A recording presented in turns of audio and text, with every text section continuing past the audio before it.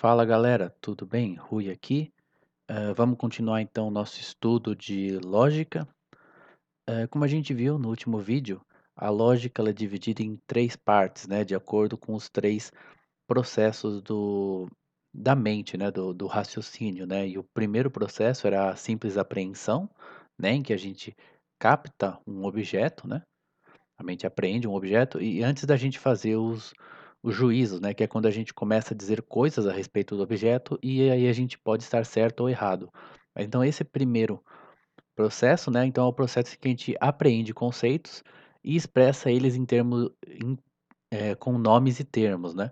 Então a primeira coisa que a gente tem que fazer nessa primeira parte é distinguir entre conceito e fantasma, né. Caso você já tenha ouvido falar alguma coisa da filosofia de Aristóteles, vocês podem ter ouvido falar desse termo, né, fantasma. Mas não são assombrações, né, o conceito ele é o material do qual nossos atos mentais verdadeiros e falsos são feitos, quer dizer, os nossos atos mentais verdadeiros ou falsos, né, verdadeiros e falsos aqui quer dizer verdadeiros ou falsos, são os juízos, né, e os juízos são feitos de conceitos, né, então eu vou pegar o conceito de alguma coisa e atribuir a ela ou negar dela algum outro conceito, né.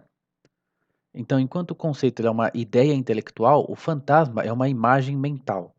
Né, talvez isso não por enquanto não esteja claro, mas quando a gente imagina um objeto, se forma uma imagem, justamente daí que vem a imaginação, né.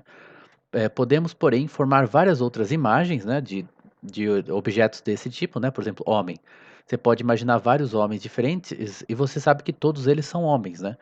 E mesmo quando você vê um homem que você nunca viu antes, você reconhece ele como sendo um homem, né. Então, de alguma forma você sabe que apesar das diferenças, todos são homens, né, tem algo que pode ser dito de todos eles. Então o fantasma seria essa imagem, o desenho, figura mesmo, que nem quando você desenha o rosto de alguém. E o conceito já é um negócio que você não consegue desenhar, né, porque serve para várias pessoas, né, mas você é o que te permite reconhecer que o desenho, né, ou a imagem, né, ou na linguagem aristotélica, o fantasma é um ser humano, ou é o tipo de coisa que ele é, basicamente. Então, a principal diferença é que o conceito é universal, como nós falamos, representa todos os seres de um tipo, já o fantasma não.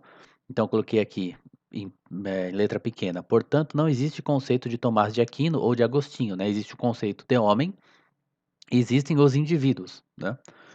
Então, aí, qual que é o importante disso? É que se eu digo o Sol é redondo, que é um juízo, o padre Jorge diz que, em pensamento, eu devo ter separado, assim, a circularidade da coisa que chamo de sol.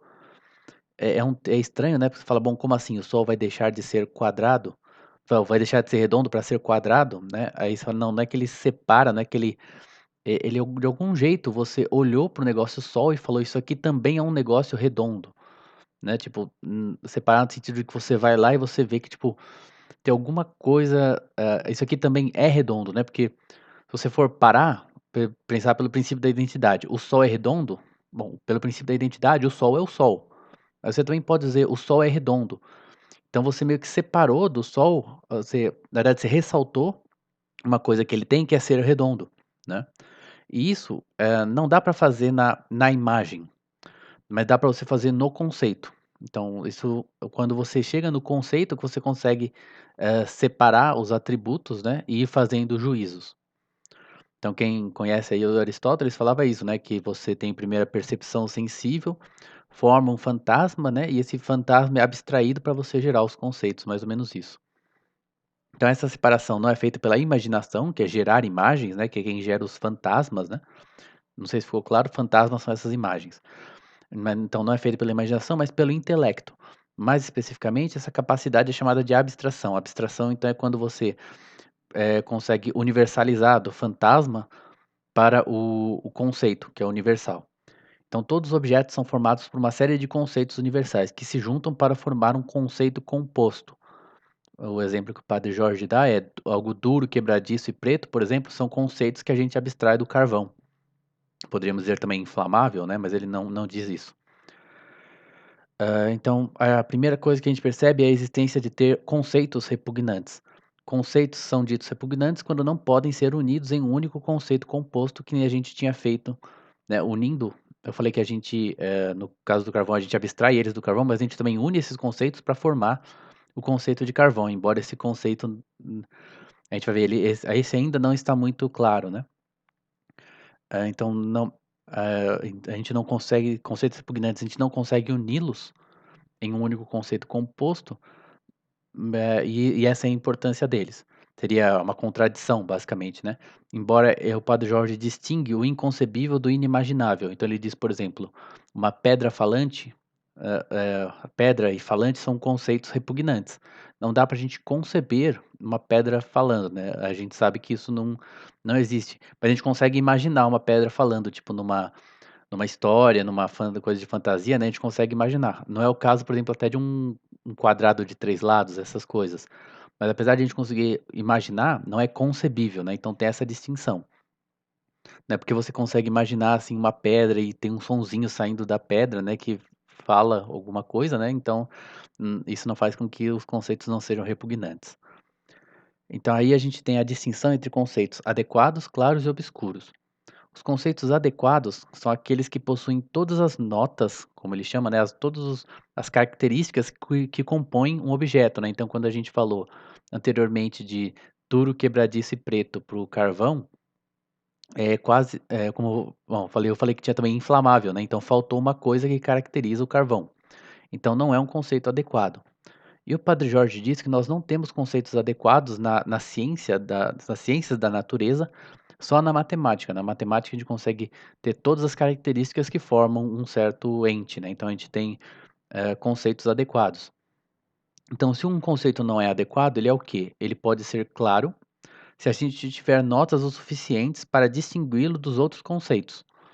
Então mesmo quando a gente falou do carvão, se a gente tivesse, por exemplo, hã, preto, quebradiço, duro, mesmo inflamável, pode ser que tenha alguma outra coisa que tenha essas 4 propriedades, né. No inflamável já fica mais difícil, mas pode acontecer, né. Então, quer dizer, aí a gente não conseguiria separar o carvão desse outro material, então não é um conceito claro, ou como a gente chama, conceito obscuro. Então sempre, né, quando você está estudando algo, você fala: "Tá, como é que eu consigo juntar, características dessas coisas, né, características que estão sempre presentes nesse objeto, e que permite eu diferenciar de todas as outras coisas". Lógico que o que interessa é diferenciar de coisa do mesmo tipo, né, porque não existe o menor problema entre você diferenciar, por exemplo, de uma xícara e de um elefante, né, você nunca vai ter dificuldade nisso. Mas se diferenciar, sei lá, bom, 2 coisas que são parecidas, né, aí fica mais difícil, claro. Então, como a gente tinha dito, aqueles 3 processos da mente, a apreensão, o juízo e a inferência, têm os equivalentes, gramaticais, verbais. E no caso do conceito, a gente tem o nome, né, às vezes eu vou usar nome e termo, indistintamente, mas eles têm uma diferença que a gente vai falar na hora certa. Então, o nome é uma palavra ou conjunto de palavras que, por convenção, representa o conceito falado e o objeto desse conceito. Então, ele pode representar também indivíduos, como os nomes próprios. É que isso não ficou claro na expressão do Padre Jorge, mas ele expressa o conceito imediatamente e o objeto mediatamente. Então, ele expressa o objeto através do conceito. Então, como a gente está na lógica, a gente está olhando um pouco mais, com um pouco mais de ênfase para as coisas que estão na nossa cabeça. Então a gente está primeiro a gente tá focado nas nossas representações mentais, em como elas representam o mundo real. A gente vai ver bem isso quando a gente falar dos princípios da lógica. Então, quando o nome está presente na proposição, ele é chamado de termo. Quando eu falo seria o sujeito, o predicado são termos, e o que que a gente coloca lá? Nomes, né, que representam conceitos. Então, os nomes significam características particulares contidas no conceito que eles expressam, mas eles não são nomes das coisas que os conceitos representam. Então, vamos lá. Então, galera, continuando, a gente tem então palavras, né, que são categorimáticas e palavras que são sincategorimáticas, né? Porque quando a gente está tentando criar termos que vão ser usados numa proposição, né? Algumas palavras, por si mesmas, elas podem significar um termo. Então, Sócrates, cavalo, homem. né, são todas palavras que elas sozinhas já representam alguma coisa, né. Pode ser um conceito ou um indivíduo, mas representam alguma coisa, já significam algo. E tem palavras que precisam se juntar com outras para poder representar alguma coisa. Então essas palavras são chamadas de sincategoremáticas, né. Categorema no grego seria predicar e o sim é com. Então elas, predicam com outras palavras, né. Então, se você pegar, por exemplo, um exemplo que eu pensei, o cavalo de Rui, o "de" não significa nada, né. "De" não diz alguma coisa, né. Então, ele é uma palavra sincategoremática que eu uso para formar com as palavras cavalo e Rui, né, eu formo um conceito de um cavalo que pertence a Rui, né. E então, a gente só tem que tomar cuidado, uma tecnicalidade, né, mas quando a gente olha para uma expressão como essa, né, o cavalo de Rui, que tem uma palavra assim categorimática, a gente pode cometer o erro de chamar o termo inteiro de um termo sim categorimático. Mas o que a gente viu é que sim categorimático é algo que precisa de alguma coisa para formar um termo, né. Então não tem como existir um termo sim categorimático, porque é um termo que precisaria de uma outra palavra para formar um termo, né, isso não faz sentido. Então, termos podem conter palavras sim categorimáticas, mas se ele já é um termo, ele não é sim categorimático, porque ele não precisa de uma outra coisa para formar um termo, ele já é um termo, né. Então só tomar um pouquinho de cuidado com isso. Mas a gente falou, na verdade, quando a gente estava falando sobre o infinito, né, de infinito categorimático, infinito sim categorimático, é daqui que vem esses nomes, né. Categorimático é alguma coisa que em si mesma já é um conceito, né, já forma um termo, né, já representa algum objeto. E sim categorimático são palavras que a gente usa para ligar as outras, né, e formar algum conceito, algum termo, algo do tipo. Então, o nome é o objeto de pensamento considerado fora de qualquer relação com a proposição. E o termo é o que aparece como parte da proposição. Então, basicamente, quando eu só digo o nome, né? Então, cavalo. Cavalo é um nome. E se quando eu digo o cavalo é preto, então eu tô dizendo o cavalo ele se torna um termo da minha proposição. Então, pelo que a gente pode inferir, é que os nomes podem ser termos, né? Embora os nomes próprios não possam expressar conceitos, mas apenas indivíduos. Então, o que eu falei. hã, Todos os nomes podem ser termos, mas nem todos os nomes podem ser conceitos, porque nomes próprios não são conceitos, são nomes de indivíduos. Então agora a gente vai para a divisão dos termos, vocês vão ver que isso parece bastante gramática, né.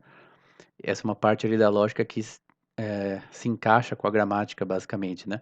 Então a gente divide os termos nessas uma, 2, 3, 4, 5, 6, 7 classificações. Então geral, singular ou coletivo, concreto, abstrato, conotativo e não conotativo, positivo e negativo, absoluto e relativo, primeira ou segunda intenção, unívoco, equívoco e análogo, né. Então, um termo pode cair em várias dessas, né, mas sempre em só uma de cada grupo, né.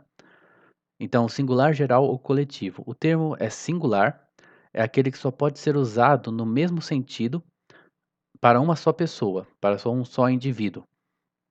Então, por exemplo, isso não inclui apenas nomes próprios, né, os nomes próprios, tudo bem, tem várias pessoas que chamam João, né, ou Rui, ou Pedro, mas teoricamente a gente está usando quando você fala: "Ah, o Pedro não sei o quê", né, é porque você sabe a qual pessoa você está se referindo, né, então teoricamente o nome é para nome próprio, apesar de várias pessoas terem nomes próprios em comum, designa uma única pessoa. Mas, então além dos nomes próprios, se a gente faz uma expressão como o atual rei da Espanha, ele é um termo singular, é só uma pessoa para a qual cabe esse termo. Então rei não é o caso, porque rei serve para várias pessoas. E mesmo rei da Espanha também não, porque teve várias pessoas na história que puderam ser que foram reis da Espanha, né. Então ele diz no mesmo sentido, porque às vezes a gente pode usar a mesma palavra em sentidos diferentes, mas a palavra num sentido específico só para uma pessoa, então esse termo é singular. Já os termos gerais ou universais podem ser usados no mesmo sentido distribuidamente para várias coisas. Então, homem, soldado são termos universais. Se tem várias coisas que podem ser usadas, que cabem, né, nesse termo. Então, por que que ele diz distribuidamente? Porque a gente vai ver que tem termos que são coletivos. Então, ele dá um exemplo interessante. Durante muito tempo só houve no mundo um único navio a vapor de 6 mastros.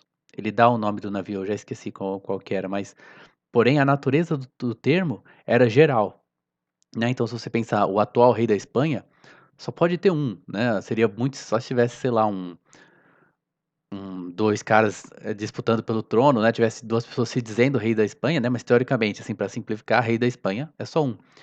Mas apesar de que só existia um único navio a vapor de 6 mastros durante um certo período, né, da história, a partir do momento que outra pessoa construísse um navio a vapor de 6 mastros, né, teria 2, né, olha só a dificuldade, né, da questão, né. Não sei se vocês querem voltar ao vídeo para pensar de novo, mas, né, qualquer navio a vapor de 6 mastros é um navio a vapor de 6 mastros, né, então, apesar de que na época só tinha um, já era um termo geral, né, que ainda não tinham construído o segundo, mas continua sendo um termo geral ou termo universal.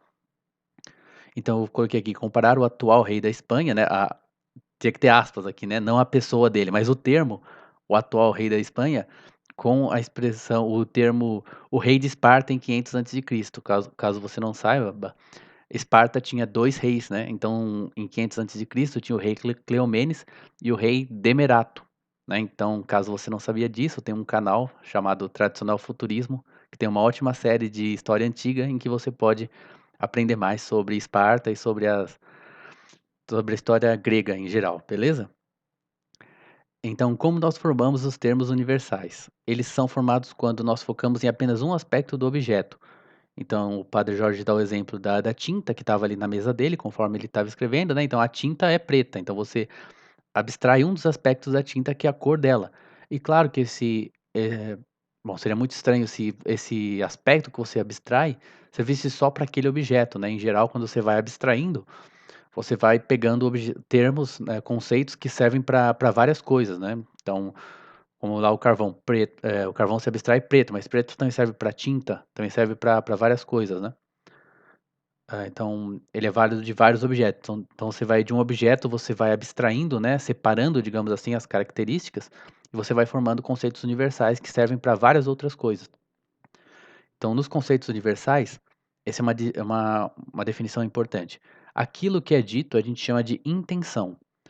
E os seres de quem aquilo é dito é extensão. Então é bem simples se você pegar o termo corintiano. A extensão deles são as pessoas que torcem para o Corinthians. Todo mundo que torce para o Corinthians é corintiano. Então você pode pensar numa lista de nome de pessoas, né? E o que a intenção do conceito é o quê? É dizer que eles torcem para o Corinthians, né? Então você tem um grupo de pessoas, que seria a extensão, e você diz algo dessas pessoas, que é a intenção. Então todo o termo universal tem isso, porque ele se refere a mais de um indivíduo e ele diz algo desses indivíduos.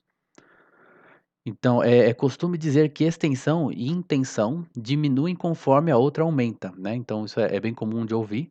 Você pensar assim, animais, tá, serve para um monte de bicho e diz algumas coisas sobre eles, mas quando você diz animais vertebrados, você está dizendo mais coisas a respeito, né, então não só que eles são animais, mas que eles têm vértebras, né. Mas alguns animais você excluiu, né, os invertebrados já está fora desse conceito. Então você aumentou a intenção, você disse mais a respeito, né, do objeto que está nesse grupo, né, você disse agora também que eles são vertebrados, mas você diminuiu a extensão, porque agora você está dizendo, esse termo se refere a menos indivíduos. Então, conforme você aumenta a extensão, você diminui a intenção e a mesma coisa. Porém, isso é quase sempre verdade, como eu disse aqui. O Padre Jorge faz questão de dar um exemplo dos corvos e dos corvos pretos, né? Porque pelo menos ele diz que todos os corvos são pretos. Então, quando você diz corvos e corvos pretos, você aumentou a intenção, porque você está dizendo que você não está se referindo só aos corvos, mas você está dizendo também que os corvos são pretos, né? A questão é essa, você está se referindo aos mesmos indivíduos, mas agora você não está só dizendo que eles são corvos, mas que eles são corvos pretos. Então, a mesma coisa você poderia fazer com homens racionais, né. Continua sendo a mesma quantidade de indivíduos, mas você está dizendo não só que eles são homens, mas que eles são racionais também. Então tem esse caso em que a extensão, fica igual e você aumenta a intenção. Mas quase sempre elas variam inversamente.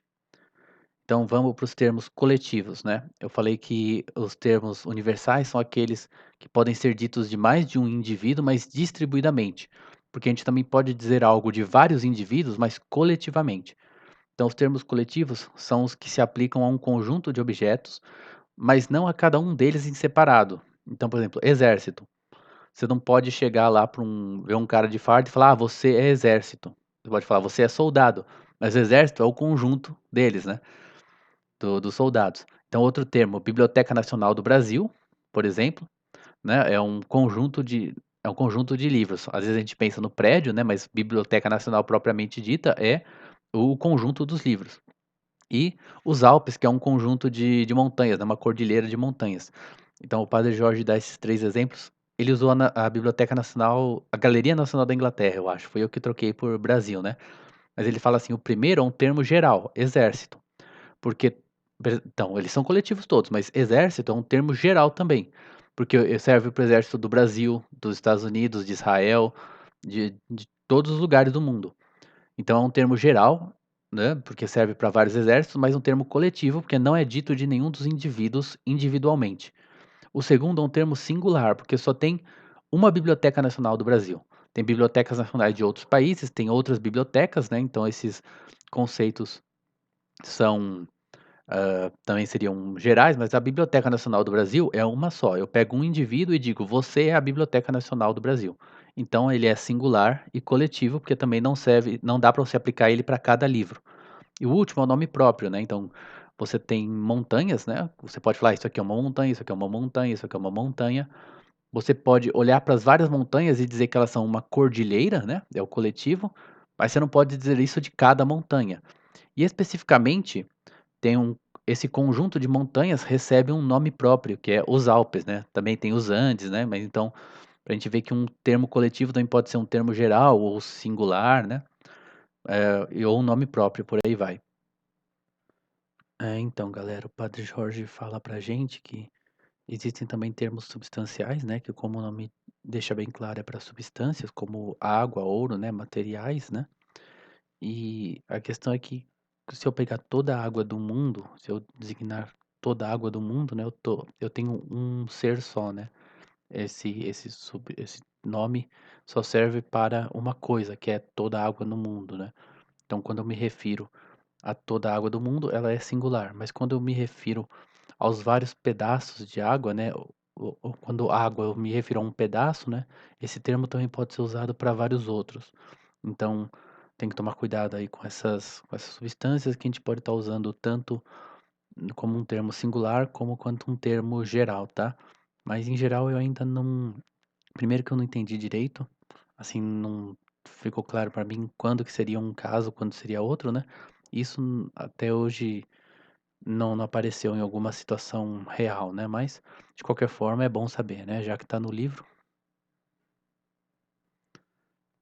Então agora, os termos podem ser também concretos e abstratos. Daqui a pouco a gente vai ver a diferença entre conotativos e não conotativos, e ela pode confundir bastante com a de concreto e abstrato. Mas vamos lá, abstrato é o nome de uma natureza ou atributo separado do sujeito que a possui. Então, humanidade e brancura. Como que a gente reconhece isso? É que os abstratos não podem ser predicados, pois excluem o sujeito. Então a gente não diz que Sócrates é humanidade, né? Infelizmente a gente tem usado muito humanidade para se referir a todos os seres humanos, né? Então a gente diria, por exemplo, a humanidade tem que se converter a Cristo, né? A gente está dizendo que todas e cada pessoa deve se converter a Cristo, né? Mas aqui humanidade é entendido como um abstrato. Mas, por exemplo, eu posso dizer que uma parede é branca, mas eu não posso dizer que uma parede é brancura, que o brancura, né, seria o branco excluído de todos os sujeitos do qual ele é parte, né, seria o branco em si mesmo, né, ou, por exemplo, dureza, né, então esses são abstratos. Mas quando eu digo homem é concreto, branco é concreto, porque é como ele está presente num sujeito, hã, que o possui, né, então concreto expressa a natureza ou atributo como inerente ao sujeito. Então é só olhar se é algo que eu posso dizer de alguma coisa, por exemplo, duro. Bom, sempre que for, por exemplo, substantivo, assim, né, sempre é alguma coisa substantivo concreto, né, vai ser concreto, obviamente, mas pega assim, dureza, tá, eu não posso dizer que uma coisa é dureza, eu tenho que dizer que algo é duro, então você já entendeu a distinção entre concreto e abstrato. Aí vem o conotativo e o não conotativo. E como muitos termos na lógica, eles foram mudando, porque na lógica quando o cara tem uma filosofia diferente da de Aristóteles, da dos escolásticos, eles vão mudando as definições e os conceitos, às vezes usando o mesmo nome, mas eles vão mudando para favorecer a filosofia deles. Então, o John na época do Padre Jorge, né, o John Stuart Mill era um filósofo muito famoso, ainda é, claro, um filósofo relevante, né, mas ele era especialmente marcante na Inglaterra. Então, na verdade, o Padre Jorge dava primeiro a definição do John Stuart Mill, mas a gente vai começar com a definição dos escolásticos. Então, o conotativo é um termo que expressa um atributo qualificando um sujeito, e o não conotativo expressa a natureza ou o atributo como entidade independente. Então, vamos lá. Basicamente, todos os adjetivos são conotativos, porque todo adjetivo está falando que algum objeto é aquela coisa. Então, corajoso, ele sempre está dizendo que alguma coisa é corajosa, né? Alguém é corajoso, né? E o adjetivo mole está sempre dizendo que alguma coisa é mole, então ele está sempre, pelo que eu entendo, é conotando, né? Então, notando, né? Vendo alguma coisa junto com outra. Então, mole é sempre, não é algo que existe em si mesmo, é sempre algo que está sendo conotado, né? Então, notado junto com alguma outra coisa. Então, é conotativo. E todos os substantivos, sejam eles concretos ou abstratos, né? Então, homem, pai, paternidade, humanidade, significam uma entidade como independente e não qualificando um sujeito, né? Então, quer dizer, homem não está qualificando. Ah, desculpa, não. Homem é uma entidade independente. E os abstratos, como paternidade e humanidade, eh, não estão qualificando os sujeitos, são abstratos. Vamos tentar, então, ressaltar bem claro a diferença entre concreto, abstrato de um lado e conotativo e não conotativo do outro. Então, o concreto e abstrato é bem simples, né? Você pega o termo e você fala, isso é algo que eu posso dizer, vamos falar assim, diretamente de um objeto. Então, por exemplo, homem eu posso dizer de um objeto, né? Eu olho para uma pessoa, né, e falo, ele é homem. Então é concreto. Agora, humanidade, eu posso dizer de alguma pessoa que ela é humanidade? Não, então é abstrato. Então, substantivos concretos, obviamente, são concretos, substantivos abstratos, como humanidade, são abstratos. E os adjetivos? Quando eu olho e falo, por exemplo, branco, eu posso dizer de algum objeto? Sim. Brancura, não. Né? Então, branco é concreto, brancura é abstrato. Então, esse é bem fácil, entendemos a diferença entre concreto e abstrato. Agora, o conotativo e o não conotativo é assim, o conotativo é algo que precisa estar numa outra coisa. Né, então, por exemplo, se eu falo alto, alguma coisa tem que ser alta, né, eu preciso dizer que um homem é alto. Quando eu falo homem, eu já estou entendendo que é um homem, já é o tipo de ser que ele é. Então eu olho para o homem e falo: "O homem é alto", mas eu nunca digo que uma coisa alta é um homem, fica meio estranho, né. Então, quando o conotativo é algo que eu estou vendo junto com o outro. Então, basicamente, é os adjetivos, que eu olho e falo: branco, tá. O branco é uma coisa que você existe o branco? Não, existem coisas brancas, né. Fica faltando alguma coisa, que o branco é algo que eu conoto, eu noto junto com alguma outra coisa. Então eu noto uma parede branca, uma nuvem branca, um cachorro branco, né, enquanto que se eu dissesse nuvem, cachorro, o que mais que eu falei, né, nuvem, cachorro, beleza, você sabe que não falou a cor, mas esse é o tipo de coisa que está sendo dita, né, então basicamente, né, os conotativos são os adjetivos. E todos os substantivos, sejam eles concretos ou abstratos, eles são não conotativos. Então essa é a diferença entre as duas coisas. O motivo pelo qual a gente tem essa divisão entre conotativo e não conotativo é porque os conotativos tratam de acidentes. Como eu falei, né, a altura é sempre algo que vai ser dito o alto, né, é sempre algo que vai ser dito de alguma coisa. Enquanto, por exemplo, a gente nunca vai dizer que a altura é humana. Então, esses adjetivos tratam de acidentes, enquanto que os substantivos tratam de substâncias, como o próprio nome diz. Então essa distinção que é uma distinção que existe, na metafísica, né, entre a substância, né, aquela coisa que tem uma existência independente, e os acidentes que só existem na substância, né. Então, apesar de que tem uma pequena exceção, que quando a gente pega um adjetivo e transforma ele num substantivo abstrato, né, então duro, dureza, né, ele fica junto com os outros substantivos no não conotativo, tá, mas a substância sempre vai ser um substantivo, e os adjetivos sempre vão ser, os acidentes, então conotativos. Então, o problema, voltando pra agora para a definição do Mill, é justamente que ele é um empirista e ele não reconhece essa diferença entre substância e acidente. Eu ouvi falar que o Locke reconhecia, pelo que eu entendi direito, mas, quer dizer, eu não sei se entendi direito, mas o Mill não reconhecia essa relação entre acidente e substância.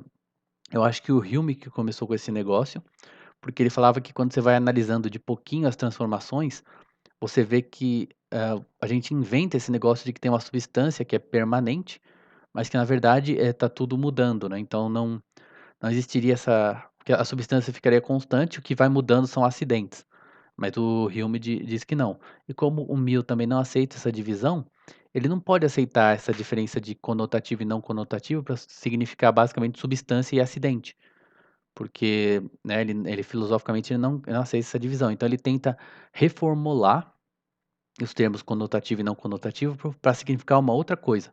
Ele diz assim que conotativo é aquele termo que significa um objeto e implica-lhe um atributo. Então, cavalo, ele tem um objeto que serve, né, para o cavalo, tem várias coisas a gente pode olhar e dizer que são cavalos. Isso meio que diz alguma coisa a respeito do que ele é, né? Quando se diz que algo é um cavalo, você sabe que não é uma planta, que não é um ser humano, etc. Então, cavalo, czar, homem corajoso, são dados objetos individuais, objetos não quer dizer que seja um só, né, mas são dados aos indivíduos, né, e o são por causa de características presentes no nome e presentes nele. Então ele está notando junto com o indivíduo alguma coisa que ele tem, por isso seria conotativo. E os não conotativos seriam os nomes próprios e os termos abstratos, porque os nomes próprios designam um sujeito, né, apenas uma pessoa, sem dizer nada dele, né, do fato de você dizer que alguém se chama Maria, o que que você conclui a respeito dela? Só que ela se chama Maria, né, e mais nada. Então, os nomes próprios designam o sujeito sem o atributo, então não estão conotando o sujeito com um atributo. E os termos abstratos descrevem um atributo sem um sujeito. Então, nenhum dos dois está conotando, só quem está conotando, notando junto, são os substantivos concretos e os adjetivos, né? Então, os nomes próprios e os substantivos abstratos, não.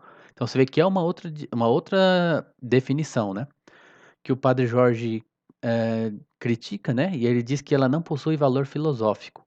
Uma classificação deveria indicar que os seus membros são entendidos de uma mesma forma, mas entre nomes próprios e termos abstratos não há nada em comum. Então, como ele tentou, refazer essa diferença ali para, né, para modificar o significado filosófico, ele acabou juntando coisa que não tinha nada a ver, basicamente isso.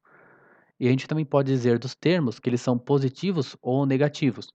Então, o termo positivo significa a presença de um atributo, né? Então, igual ou humano, e o negativo a ausência de um atributo, então desigual ou inumano.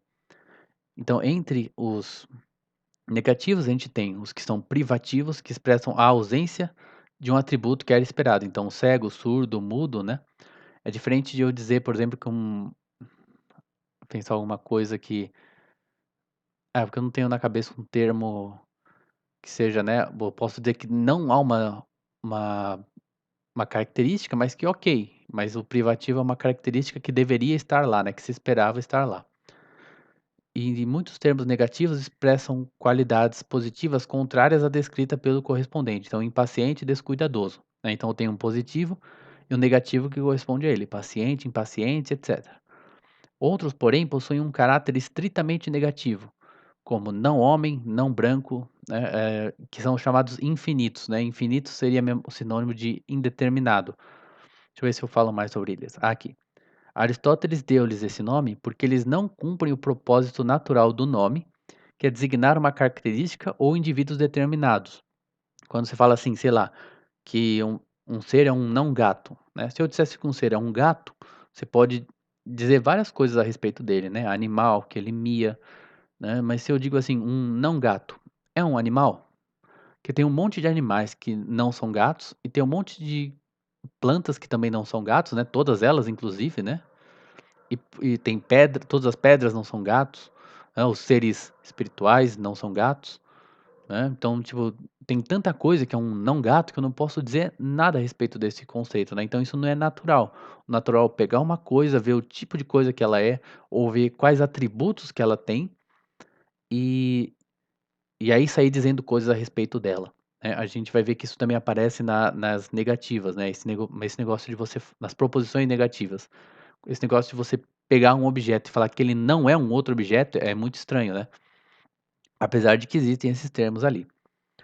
Então vamos lá, onde que eu parei? Alguns questionam a existência desses termos infinitos, justamente porque na mente a gente não pode ter juntos várias coisas que são totalmente diferentes, né. Como é que eu tenho um conceito de coisas tão diferentes? E o padre Jorge diz que a gente não pode fazer com um conceito positivo, mas a mente consegue entender, né, um cachorro como sendo um não gato, claro. Então, a gente pode ter esses conceitos sim, apesar de que eles são uns conceitos meio estranhos, né, convenhamos. E aí os termos, né, os conceitos podem ser absolutos ou relativos. O conceito absoluto é aquele que não implica referência a nenhum outro, e o relativo é aquele que implica, além do seu objeto, a existência de um outro objeto que recebe um nome com referência ao primeiro. Mais fácil do que está escrito aí, pai e filho, né, não tem como você ser pai de alguém se ninguém é seu filho, né. Rei, súdito, esposo, esposa, etcétera. Então simples, né, eu digo: "Tal pessoa é homem", ok, mas tal pessoa é pai, quer dizer que tem alguém que vai receber o atributo de ser filho dele, ou filha, né. Então o padre Jorge coloca uma nota importante, né, embora Pedro e André sejam irmãos, os termos Pedro e André não são irmãos pelo fato de que existe Pedro e André que são irmãos, né, quando a gente se refere aos apóstolos, por exemplo, né. Então não é pelo fato de que Pedro e André são irmãos, que Pedro e André sejam termos relativos, embora irmão e irmão sejam, né. Porque a gente pode conceber, num momento, Pedro como sendo Pedro, e num outro momento a gente pode conceber, Pedro como sendo irmão de André, são 2 aspectos diferentes da mesma coisa, né. E aí vem os termos de primeira e segunda intenção. Esse é um uma classificação que depois eu tive dificuldade para distinguir dos termos, do uso lógico de um termo. Então vamos devagar aqui. Então, de termos que podem ser predicados de um sujeito, né, então tem um sujeito, eu vou dizer coisas dele. Nem todos, né, que podem ser descritos como atributo deles, pertencem a ele como ele é na ordem real. Então, por exemplo, o cavalo tem 4 patas, né, isso eu digo dos cavalos reais.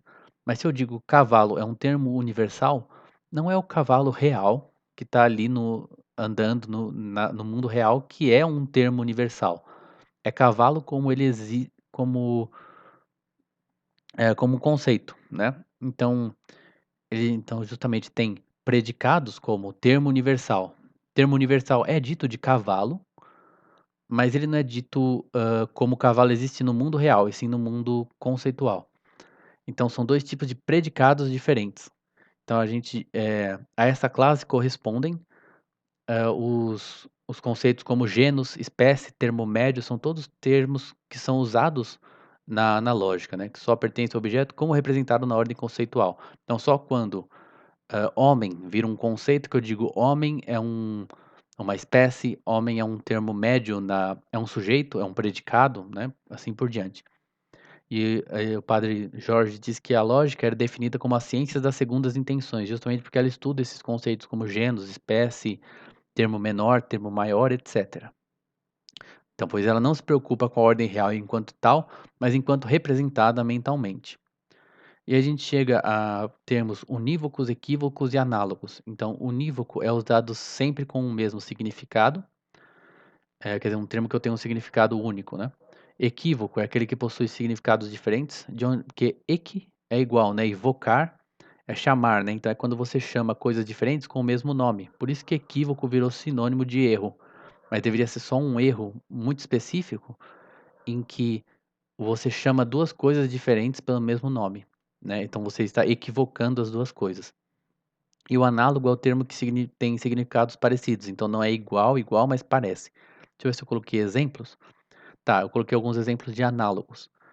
Existem 2 tipos de análogos, por exemplo, quando a gente diz que uma pessoa é saudável e uma comida é saudável, mas a gente não diz que a comida está com uma saúde boa, que nem quando a gente diz que a pessoa é saudável, né, a gente diz que é uma comida que pessoas saudáveis comem, né, são comidas que são boas para a nossa saúde. Então é meio que uma figura de linguagem, assim, né. E a gente também diz quando é uma semelhança de proporção. Então, no caso da gente dizer que Deus é a causa do mundo e o escultor é a causa de sua escultura.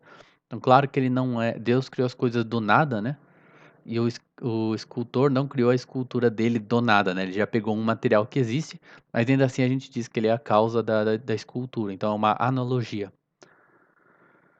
Por fim, a gente tem, oposição de conceitos. Acho que ainda não tá no fim, tem mais um ainda, mas a oposição pode ser dita contraditória, que é quando a gente, entre um conceito e sua negação, como no caso de termos repugnantes, então branco e não branco. É uma coisa e aquilo que não é essa coisa. E a oposição contrária é a oposição entre 2 membros de uma classe que estão mais distantes entre si. Depois ele diz que não é bem isso, mas basicamente assim, branco e preto. Mas assim, existem coisas que não são nem brancas nem pretas, né. Então, quando eu olho e falo: "Bom, se os 2 podem ser falsos, né, se algo pode não ser nem branco nem preto, é porque eles não são contraditórios, eles são meramente contrários", né. Aí vem a questão da suppositio, que seria a maneira de usar um termo, né.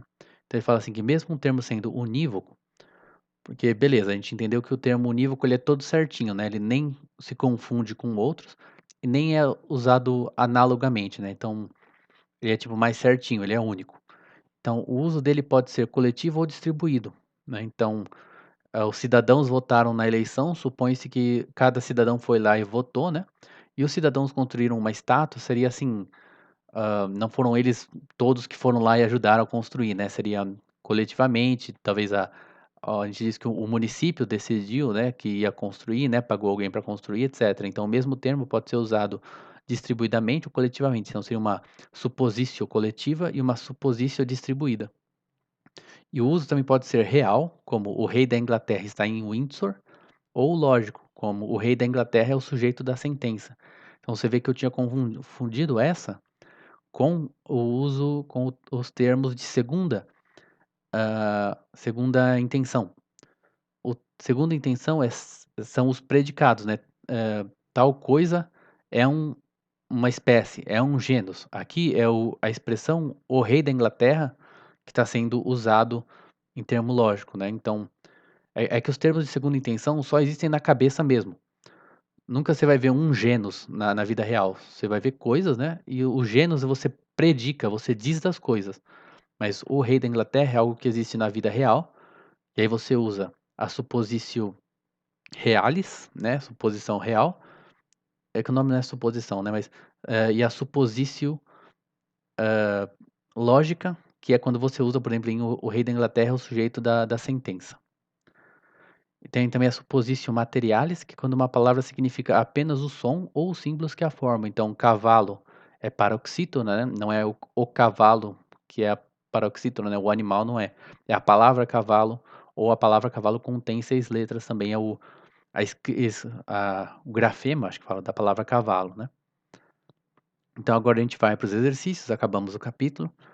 Explique a natureza da abstração. Quão importante é essa operação para a formação do conceito lógico? Isso está bem no comecinho, né, desse capítulo. O que você entende por um fantasma? Como ele se difere do conceito? Explicamos isso bem certinho. Defina termo, conceito. Esse pode ter ficado um pouco difícil, mas tem lá um momento em que eu deixo bem clara a diferença. Ilustre do ponto de vista lógico a formação de um conceito. Todo termo geral é o nome de uma classe? Explique. Esse final é bem difícil, na minha opinião. Mas explique concisamente a distinção entre termos gerais e singulares, concretos e abstratos. Beleza, é o que a gente falou, né? Ilustrando a explicação, discutindo as características lógicas dos seguintes termos: a Universidade de Londres, lógica, ferro, aqui ele fala são, no sentido de adjetivo, né? Quando você diz que alguém chegou são e salvo, né? basicamente no sentido de saudável, né, são, e e também falácia. Então você pega esses termos e vê se eles são gerais ou singulares, concretos ou abstratos, etcétera. Ilustra, explica a distinção a partir desses termos. Então discutir a distinção entre os termos coletivo e distribuído, positivo e negativo, ilustrando seu argumento com as seguintes afirmações: todas as peças de Shakespeare não podem ser lidas em um dia, e todo aquele que não é industrioso deve ser considerado desatarefado. Depois, a conotação de um nome consiste nas qualidades pelas quais o nome é dado. A conotação do nome consiste nas qualidades implicadas no discurso atual. Eu acho que é para discutir essas frases. Desculpa, faltou o resto do enunciado. O que você entende por termo não conotativo? O rio mais longo do mundo é conotativo ou não? Esse é bem difícil. Então, Popocatépetl é um termo não conotativo para nós, em virtude de não sabermos o que os mexicanos querem dizer com isso. Isso é verdade ou não, né? Acho que ele falou pra. Peraí. Explique. Ué. Tá, faltou o enunciado também, desculpa. Explique, mas deve ser pra você discutir as frases, né? Falar se são verdadeiras ou não e por quê. Explique e critique a afirmação de que intenção e extensão variam inversamente. Falamos bem precisamente sobre isso, né? O que é um termo infinito? Essa noção foi às vezes atacada. Como podemos defendê-la? Falamos disso? Considere cuidadosamente a noção de termos concretos e abstratos. Sobre qual deles, se algum, você classificaria os adjetivos? A resposta tá no vídeo, né? Explique as seguintes divisões de termos: equívoco, unívoco e análogo, primeira e segunda intenção. Galera, é isso por hoje. Espero que tenham gostado. Até a próxima. A gente já começa a falar então na próxima semana de proposições. Beleza? Muito obrigado. Pode curtir, compartilhar, comentar também, que eu vou respondendo as perguntas se alguma coisa não ficou muito claro. Beleza? Valeu, até a próxima.